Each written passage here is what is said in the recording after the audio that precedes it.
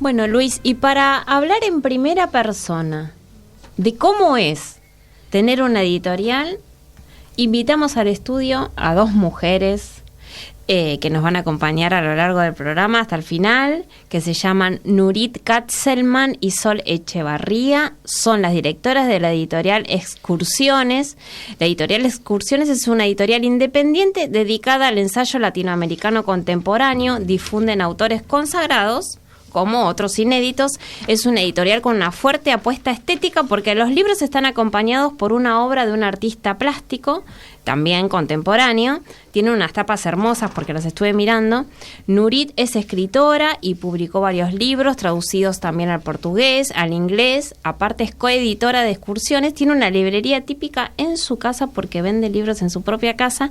Y Sol, que también está acá acompañándonos, es escritora, también curadora de arte y dirige la revista cultural No Retornable y la Galería de Arte Contemporáneo Acéfala.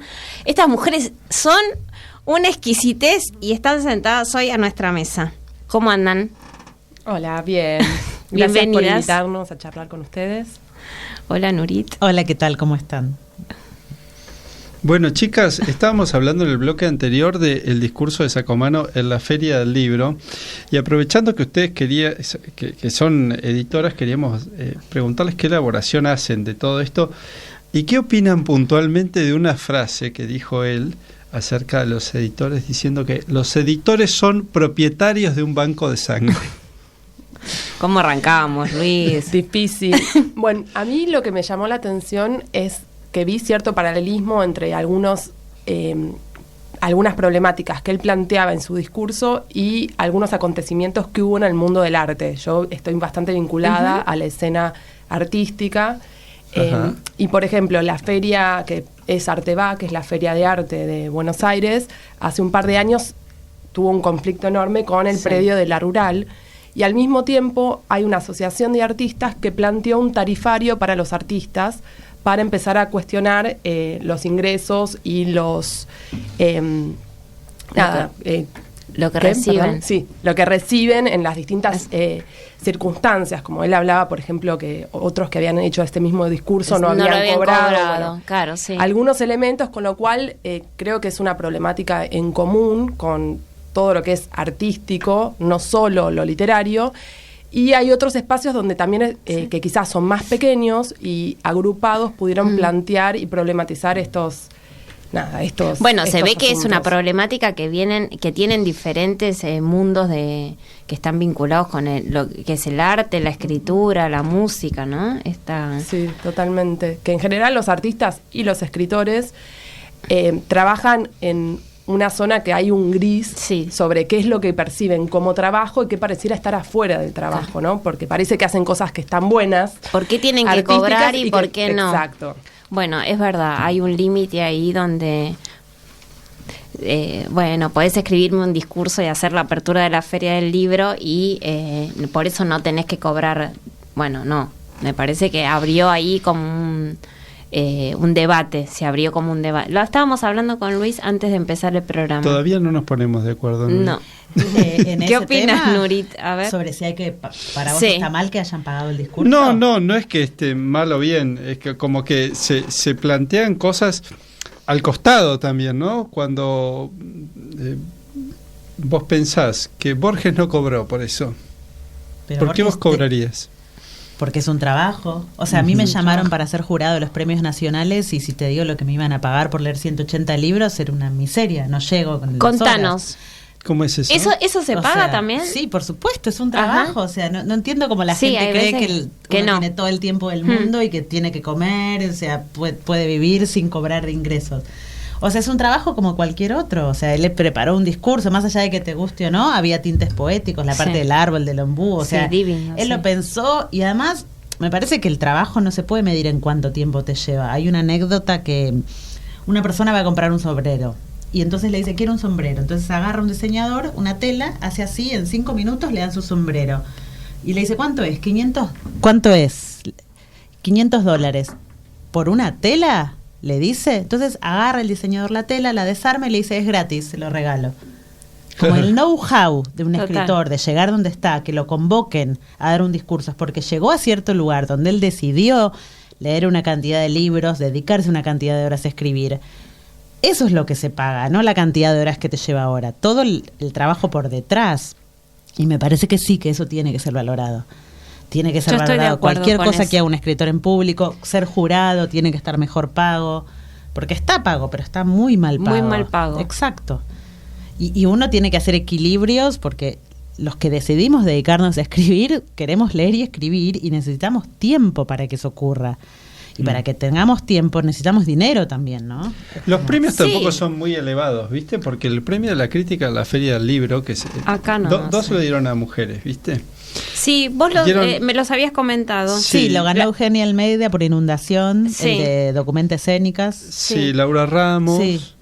Y Martín Coan me acuerdo. Sí, claro, de Godot, les dieron 60.000 pesos. No es cada nada. uno no. Y una plaquita. No es nada. Y la semana pasada hablábamos con Luis del premio donde quedó nominada Claudia Piñero, que son los premios Booker internacionales, y ahí eran 50.000 euros, ¿no? Sí. Para compartir con su traductor, porque son novelas que se premian que originalmente fueron publicadas en español y pasaron. Así que, bueno, pero cuéntenos así, ya que hablábamos de esto del debate que se generó con Sacomano, ¿cómo es tener una editorial independiente? ¿Cómo nació? ¿Cómo la pensaron? Porque también tiene una impronta de mucha arte, está mal expresado, de arte en sus tapas, en los libros que están publicando. Yo creo que nació desde el deseo, o sea, nació desde las ganas de intervenir en un campo cultural y de sentir que por ahí, en el momento en que la armamos, que fue en 2012, no había tanta... No se le daba tanta importancia al ensayo no académico, ¿no? Un poco queríamos textos que dialogaran con el presente de algún modo y que lo pusieran en cuestión, ¿no? Un poco Alfonsina Storni hizo eso con su época hace 100 años, o sea, por decir un ejemplo del libro que está sobre la mesa ahora. Claro. O sea, sí. Lo trajo Luis, lo estuvo leyendo. Acá tenemos el libro que publicaron las chicas sobre Alfonsina Storni y que compilaron 3 autoras mujeres también, que son Mariela Mentes, Graciela María Queirolo y Alicia Salomone. Se llama Un libro quemado y recoge muchos artículos, ensayos cortos de Alfonsina Storni en revistas y en diarios, principalmente La Nación y otros que no retuve el nombre porque se han dejado de publicar, ¿no es cierto? Pero por ahí lo debo tener anotado. Bueno, un poco con ese libro pasó, como contaba Nurit recién, nuestro deseo cuando surge la editorial es publicar textos de pensamiento que sirvan para pensar el presente. Por eso hacemos hincapié en lo contemporáneo y lo vigente, aunque también hacemos rescates de autores, como es el caso de Storni, que ha muerto hace muchos años y que son textos que son de 1919 a 1921, o sea que claramente tienen 100 años, pero son autores que sirven, o sea, sobre todo, por ejemplo, en el caso de Storni en concreto, sirve mucho para pensar el presente. Es un libro donde aparecen muchas reflexiones al respecto de los feminismos que empiezan a surgir con los simulacros de voto, y uno empieza a ver cómo se va conformando un país, un país y un mundo, ¿cómo se fue gestando todo eso? Gestando con ciertas divisiones de roles muy estáticas, donde ahí empiezan a percibirse con mayor claridad y mayor simpleza, y hace toda una elaboración sobre los roles sociales, los roles de las mujeres, de los hombres, las instituciones, cómo en la medida en que la ciudad va creciendo y se va modernizando, esto empieza a estar afectando y empieza a configurarse los roles que siguen vigentes al día de hoy. Entonces es muy interesante ver 100 años atrás cómo esto fue percibido bastante claramente por Alfonsina Storni, cómo empezaba a denunciar y cómo había toda una serie de movimientos que hoy vemos el estallido, ¿no? Tal cual. Sí, que hoy ya están totalmente desplegados, aunque falta un poquito. Hay un artículo que está publicado en ese libro que se llama, creo que Poetas Latinoamericanas o algo así, o Escritoras Latinoamericanas, en donde reseña muchas mujeres que están escribiendo. Habla de Gabriela Mistral incluso, y dice que todavía no se ha dado a conocer demasiado su producción, pero que ella lo recoge, ¿no? A ver, las poetisas americanas. Claro, poetas dije yo, ¿no? Qué bestia que soy. Bueno, también pero habla viste que ahora Tamara Kamensain. No, en realidad decimos poetas, pero ahora Tamara Kamensain, en su libro Chicas en tiempos suspendidos, rescató la palabra poetisa, que era un insulto, ¿no? O sea, a mí me gusta esa palabra. Que a una mujer le dijeran poetisa y no poeta era como un insulto, como algo menor, ¿no? Un poeta, varón, es como el poeta es el hombre, la mujer es la poetisa. Entonces no lo dije mal. No, tal cual. Y se armó todo un debate y ella en su último libro, el que publicó antes de morir, como justamente habla de que reivindica esa palabra poetisa, como Mirá para tratar de darle otra vuelta de tuerca. Así también lo menciona Alfonsina Storni, pero Alfonsina entonces era una luchadora feminista, ¿no? Sí. Sostienen ustedes. Hablamos de Alfonsina. Sí. Nosotros hicimos un programa de poesía. A mí me pasa con Alfonsina Storni que me parece que conozco mucho, pero a la vez conozco tan poco, ¿no? Porque uno sabe que era una mujer inteligentísima, que era una poeta o poetisa conocida, la suicida ilustre de Mar del Plata, ¿viste? Pero la mujer, Alfonsina Storni, ¿quién era esta persona, no? Bueno, es como acá las chicas nos van a... Tal vez tiene que ver... Ya habló solo un poco de ella. ¿Y qué otros autores tienen dentro de Editorial Excursiones? Además de la reedición que estamos hablando de este libro en particular, ¿no? De Alfonsina Storni. Bueno, también tenemos varios contemporáneos que, hablando de la feria, si van a la feria pueden encontrarlos en el stand de Balduter en el Pabellón Azul, por si algún oyente está escuchando. Genial. Y si no, están en todas las librerías distribuidos, así que también están. Contemporáneos tenemos una sección de crónicas que publicamos a Leila Zuccari, Hernán Roncino, Félix Frusone y Jorge Consiglio como nuestra línea de crónicas, lindo, que son un híbrido entre los textos literarios y ensayísticos y narrativos. O sea, van contando experiencias personales, son más difíciles de clasificar. Porque no es una novela, no es un cuento, es como es una crónica, pero son bastante poéticos. Esos en las librerías donde los encontramos, en Crónicas. Sí. Hacen como un mix entre ficción y exacto. Entre ficción y como realidad. Que por ahí la anécdota que te despierta es que fuiste a una radio, pero la reflexión parte para otro lado.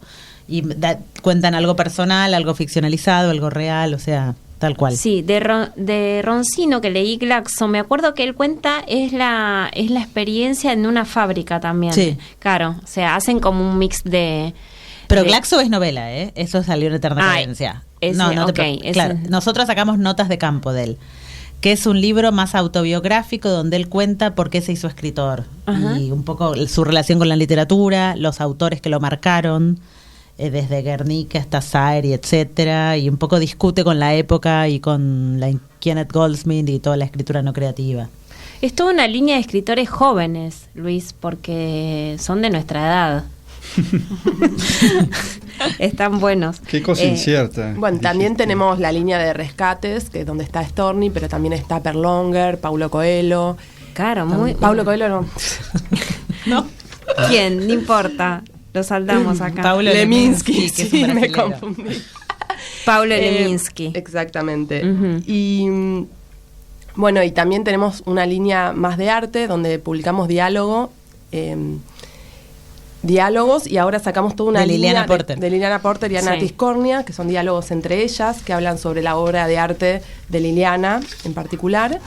Y sacamos una nueva colección que se llama Blog, donde publicamos a 3 artistas y lo trabajamos con ellos la colección, que es Silvia Gurfein, Max Gómez Canle y Andrés Sobrino, que son sobre ensayos de arte. Bueno. Estás escuchando Libros sin Tiempo.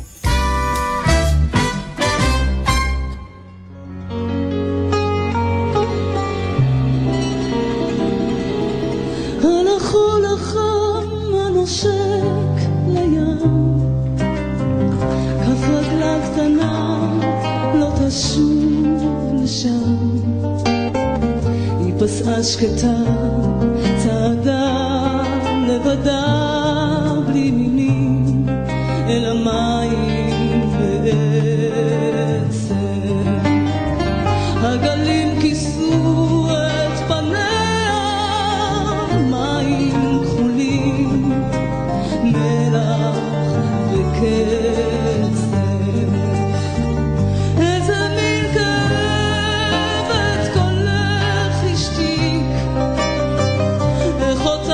הצליח כאבתי חרש הגלים סובבו ועטפו את גופך ונשקו לעיניי הם איתך עדיין בלב הים הגדול ערב שיריים למה אלפונסינה מדוע לשם איזה שיר חדש ביקשת לך בים נשמתך נישאת לה ברוח מוכר לא תשוב לכאן לא תביא עוד זמר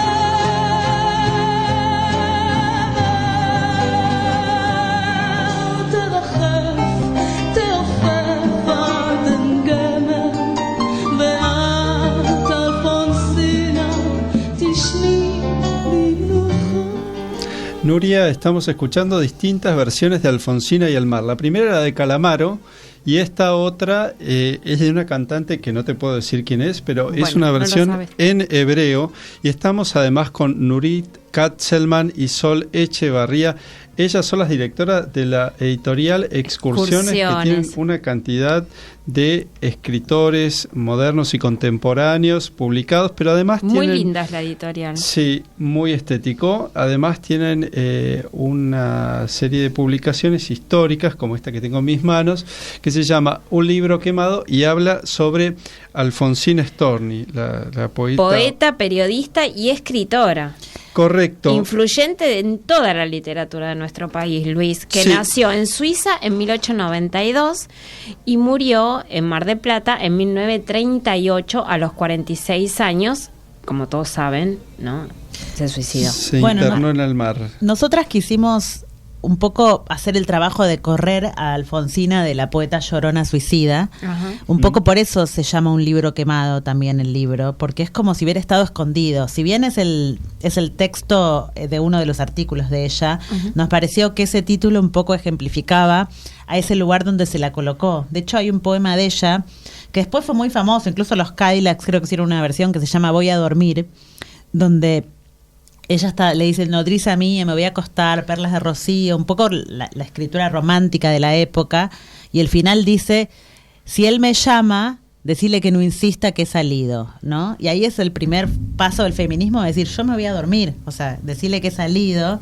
Y un poco es todo el gesto que Alfonsina hace en ese libro, donde ella tuvo que escribir como varón para que le aceptaran los artículos, como Tao Lao, por ejemplo. O sea, donde hay un artículo muy fuerte sobre el Congreso, donde dice que las mujeres, cuando pasó todo el tema del aborto, nosotras lo leíamos y no podíamos creer que ella hubiera dicho eso 100 años antes. O sea, las mujeres tenemos derecho de ir a pedir nuestros derechos al Congreso. Más o menos era así. Está mejor escrito por Alfonsina, obviamente, pero... Sí, de hecho, me acuerdo que en nuestro programa contamos que su padre era comerciante y tenía un café, y ella trabajó en ese café, después trabajó como actriz, hizo como trabajos que para esa época eran como muy complicados para la mujer. Sin embargo, fue para adelante y incursionó, abrió el camino, empezó como a plantar la semilla para lo que es la realidad de hoy. Hay una cosa que les quería preguntar a ustedes.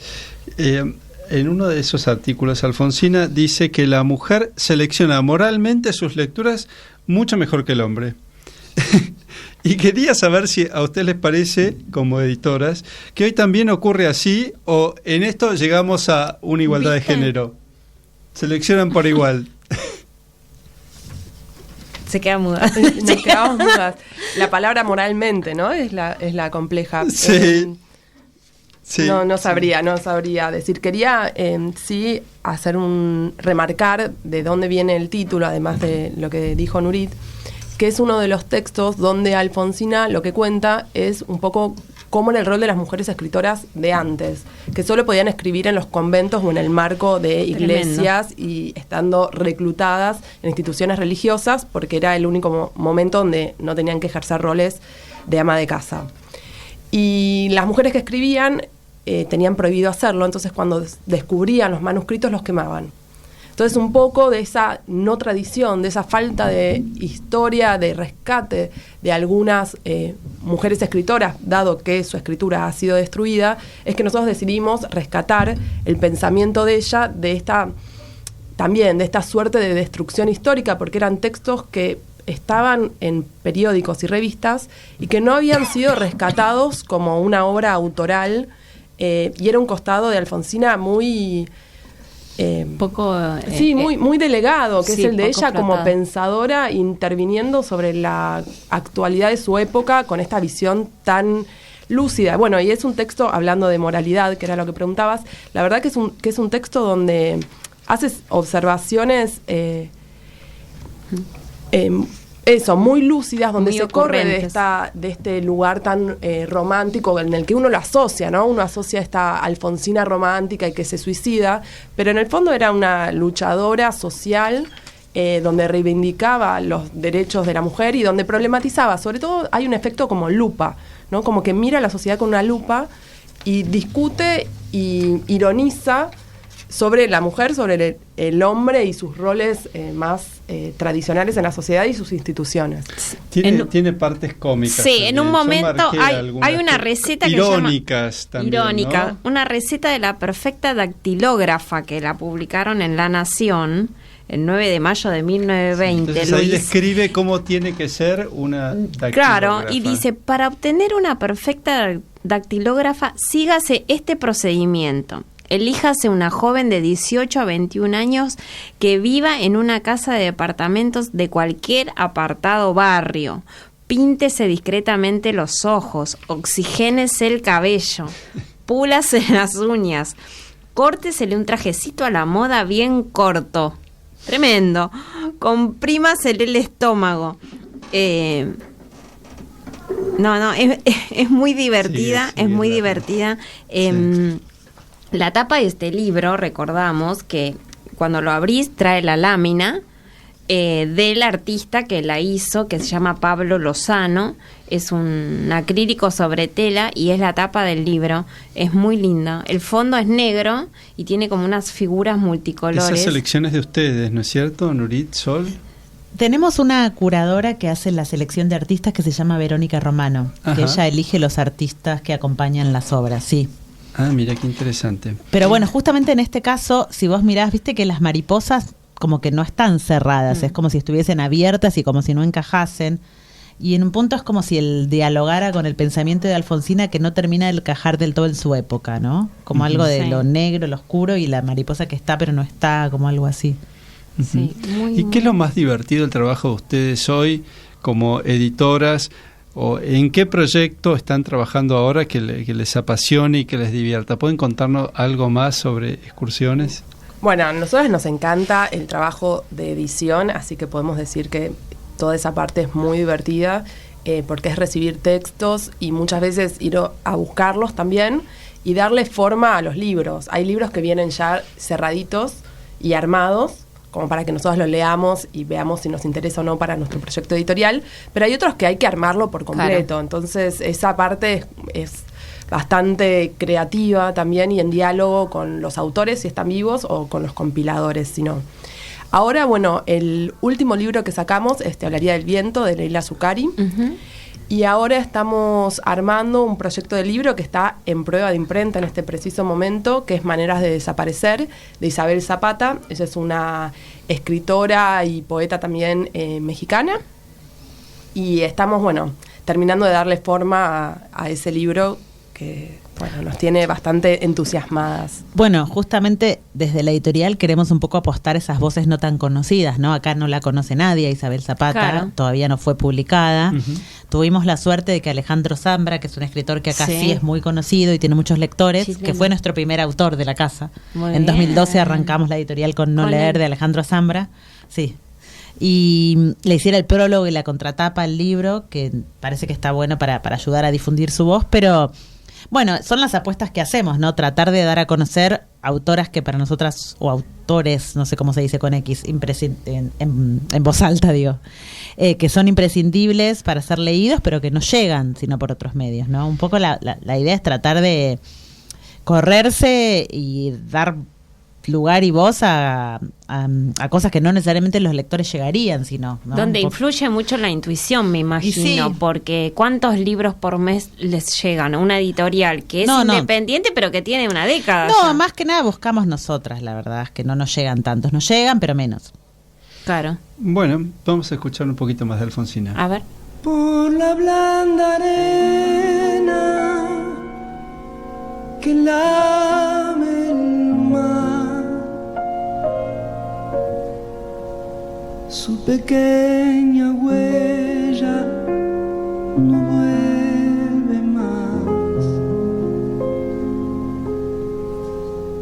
Un sendero solo de pena y silencio llegó hasta el agua profunda. Un sendero solo de penas mudas llegó hasta la espuma. Sabe Dios que angustia te acompañó, que dolores viejos cayó tu voz para recostarte arrullada en el canto de las caracolas marinas. La canción que canta en el fondo oscuro del mar, la caracola. Te vas, Alfonsina, con tu soledad. ¿Qué poemas nuevos fuiste a buscar? Una voz antigua de viento y de sal te requiere